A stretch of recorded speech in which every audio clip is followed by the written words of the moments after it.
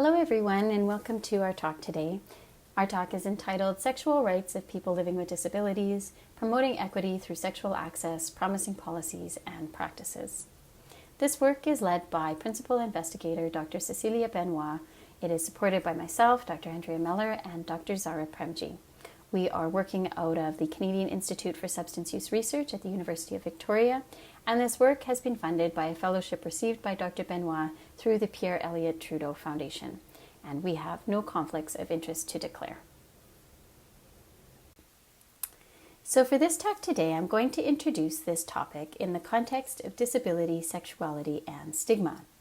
I'll share a bit about the scoping review that we conducted and the subsequent knowledge synthesis to better understand the various debates that exist around disability and sexual service access.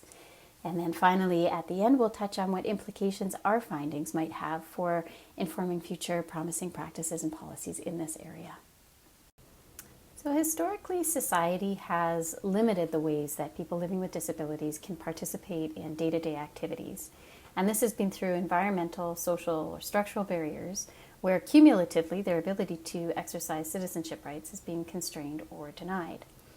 And as Anne Finger points out, while disability activists have made so many positive advancements to see that these barriers are removed and addressed, there's still big gaps that are associated with the sexual citizenship of people living with disabilities. And so why is this, and why does the controversy surrounding sexuality persist? So stigma is a mechanism of power that people use to achieve the ends that they desire. Using stigma power, stigmatizers exploit, control, and exclude groups or individuals in order to obtain a social, economic, or environmental advantage.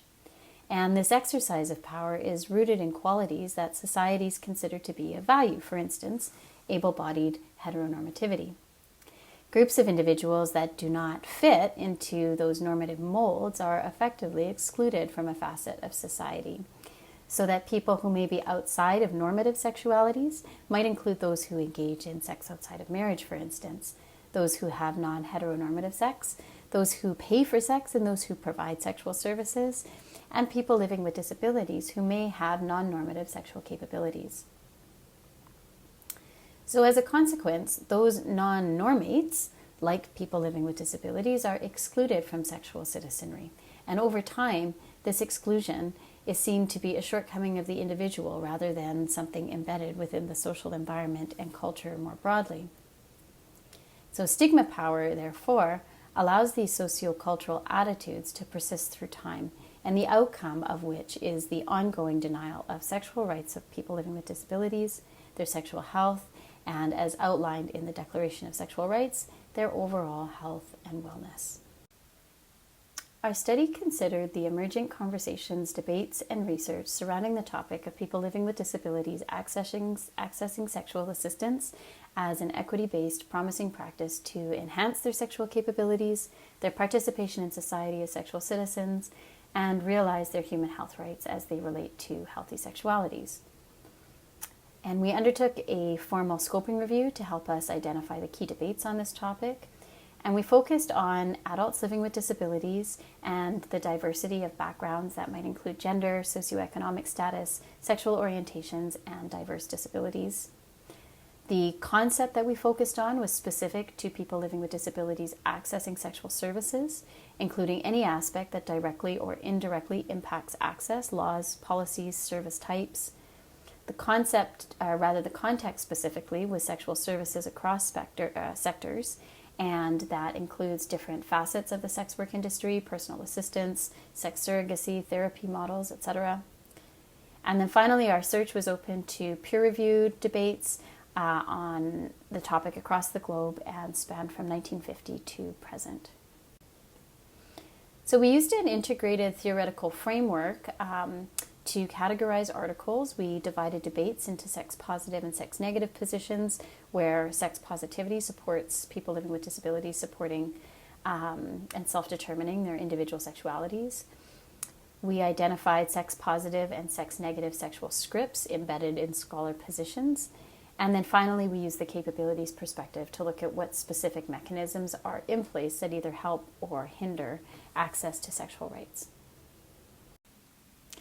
So, first, the sex-negative perspective, and this is that sexual rights of people living with disabilities should be limited.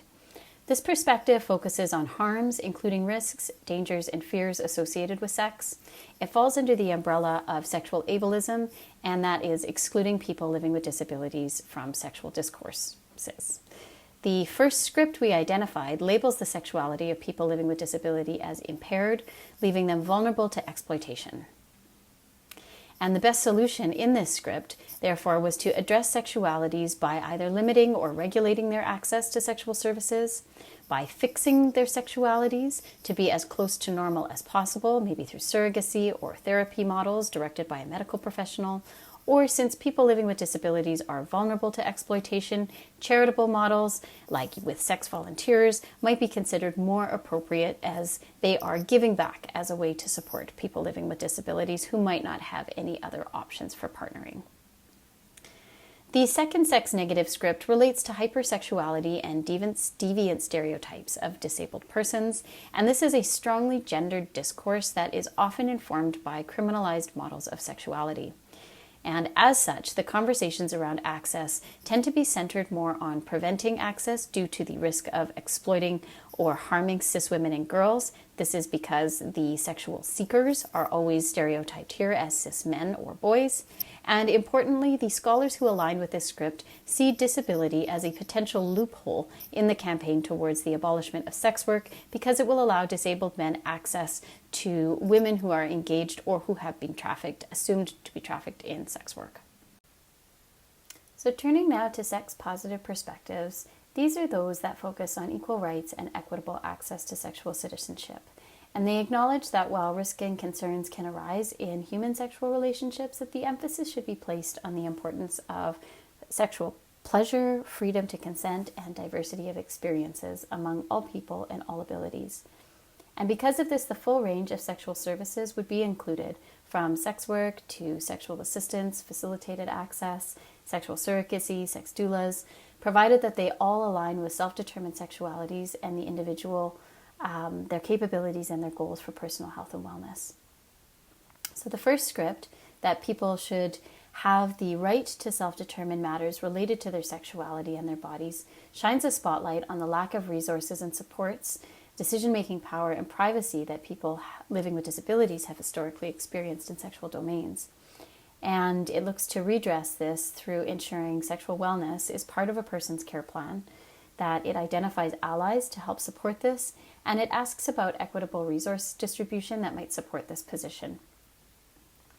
The second sex-positive script and final of the 4 in this study states that people living with disabilities should have the right to access quality health services, including those that determine sexual health. And the basis is that the lives of people living with disabilities can be enhanced through equitable access to services that develop skills and cultivate relationships. However, in order for people living with disabilities to have equitable access to services, the stigma associated with sexual service providers also needs to be addressed so that their role in health promotion can be realized. This can't happen so long as jurisdictions continue to criminalize access to sexual services and or limit the occupational welfare of sexual service workers. And so it's clear from our knowledge synthesis that the intersecting stigmas that exist between sexualities of people living with disabilities and stigmas associated with sex work hinders the advancement of promising policies and practices. And so this adds to our sociocultural dimension, which played a key role in our findings in how we navigate future work. So to better understand the role that sexual assistants or sex workers could play in sexual health promotion and how we can advocate for this, we need more research that explores the sex-positive scripts associated with sexual assistance. We need empirical research to inform policies associated with health and occupational services in order to displace the moral positionings on sexuality that historically inform many policies associated with this topic. And we need to be open to the role that allies can play in supporting sexual health of rights of people living with disabilities. So I'd like to say thank you very much on behalf of our team for attending this talk today and your interest in this topic. If you would like any more information, please feel free to contact Dr. Benoit.